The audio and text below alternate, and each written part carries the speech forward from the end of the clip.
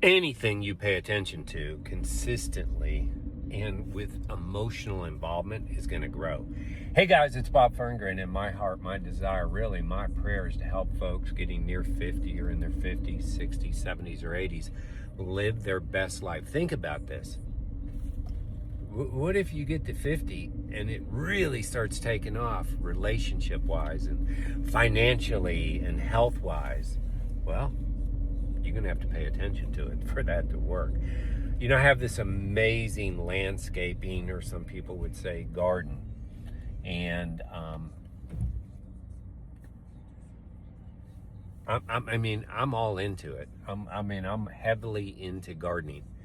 Not so much the physical work, but the end result of gardening. Now, I do a lot of physical work, but I do have a gardener and a guy who comes and does cuts the grass and that kind of stuff, and a fertilizer company. I'm not going to do that, and I'll explain that in another video, but I pay a lot of attention to it. I walk it. I literally pray over my garden. In this past year in February, we had 2 mornings in a row where we got down to 24 degrees, and I have a lot of tropical plants, and so they took a beating. It was rough to watch all that time, all that attention I put into them. I mean, I thought I was going to lose 50%, and it didn't work out that way. But man, I actually have spent more time since that freeze happened, and I'm just being blessed now. Flowers are blooming and things are happening. Everything's coming back. I lost about 10%, to be honest with you. But we still have some that haven't come back, so I'm still paying attention to them. I am still praying over this guy missed hitting this guy by an inch. It was literally an inch. I saw the difference as I'm driving here. But I pay attention to the road. I'm not looking at you, so all is well. But so a lot of this stuff died off, or apparently died off, and looked like it was dead, but I continue to pray over it and give it extra watering attention. I actually fertilized a lot of it, and it's just coming back. I'm giving it attention. So even though bad things have happened, I'm giving it attention. I remember when, I stopped thinking about being a millionaire, or stopped writing goals about it, and I said, it's going to happen. I had a decided heart. So what I have to do to become a multimillionaire? I had to give it a lot of attention. And attention to me was doing the things right that would get me there. And so I went first was learning about it, and then I was applying it. Learning and applying. No different than my garden, my landscaping, if you will. And of course, bad things have happened to me financially over the last 25 years of intentionally becoming a multi-millionaire. And again, I don't brag. God gets all the glory for what's coming out of my mouth right now, and for the fact that I've had this great success with finances. I learned the things, and then I did them. I didn't do them perfectly, but once I learned them, I knew I had to do them to achieve this level of financial success. I didn't blow it off. I didn't pretend like it wasn't important. I didn't think, well, I got rid of all the negative thoughts. I cleaned out the garden of my mind and replaced it with better plants. And what happened? Great things happened financially. And I've talked about those things. Again, I'm not bragging, but this is how it happens. This is the way to look at it. And in relationships, man, I wasn't giving good attention to my relationships. And it ended up costing me my first marriage. I was not doing the things in that garden to make sure it always flourished. I'm responsible for that. Some people say, well, it's 50-50 if your marriage doesn't work. Sure, I'm sure of that. But my 50-50 was less than. And so, once I had a time to recover from that and re-up and decide that I wanted to be married again, and decided that I wanted to have more children, I give it a lot of attention. I give it my all of my attention. And my 2 kids, All 5 of my kids are wonderful, and I am so blessed by them. But these 2 get a lot of attention, and my marriage gets a lot of attention. And it is the best in every aspect of having a marriage, and men, listen to me. In every aspect of it, it's the best it can possibly be.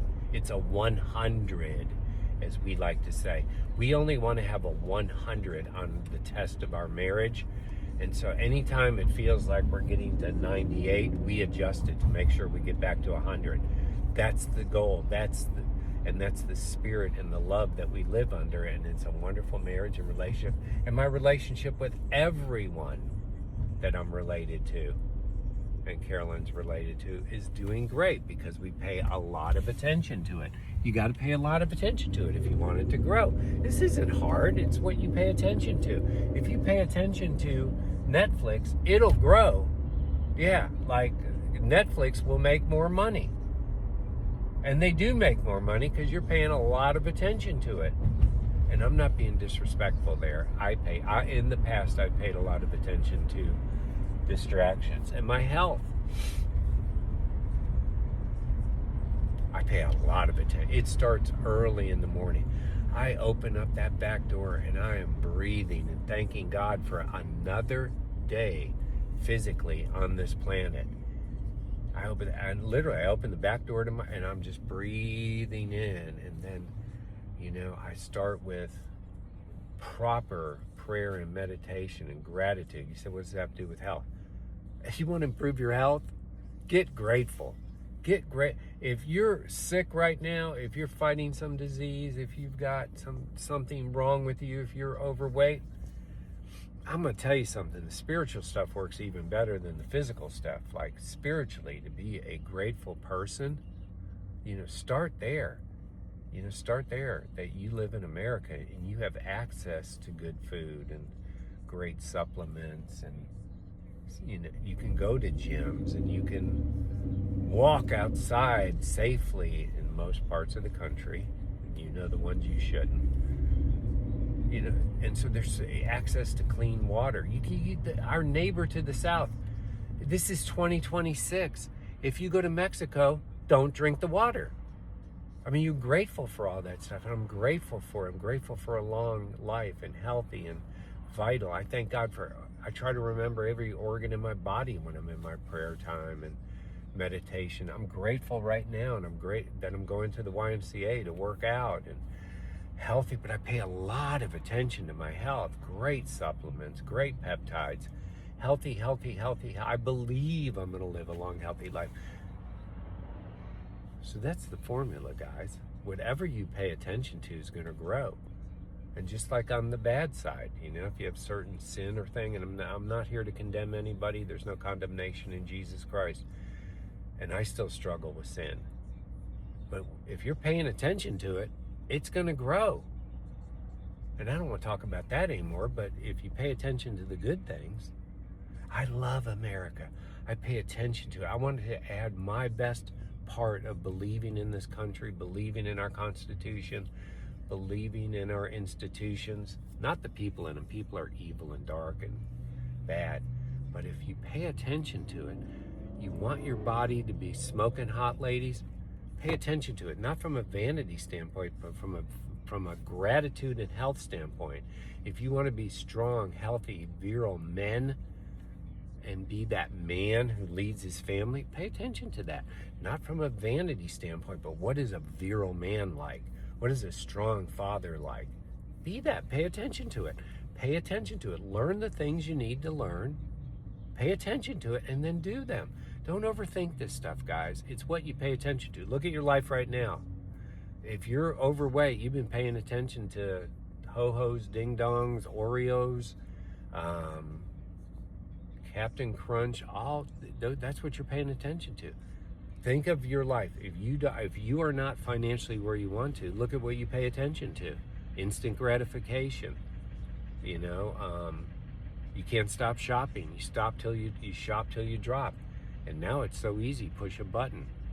Look at it. Look at your credit cards. If you're in debt, it's because you're paying attention to things that you're putting things on credit card that don't last or don't pay you. all I'm telling, and don't feel bad about that. Just change. Hey, God bless. And hey, if you haven't yet, today's a great day to accept Jesus Christ as your personal Savior.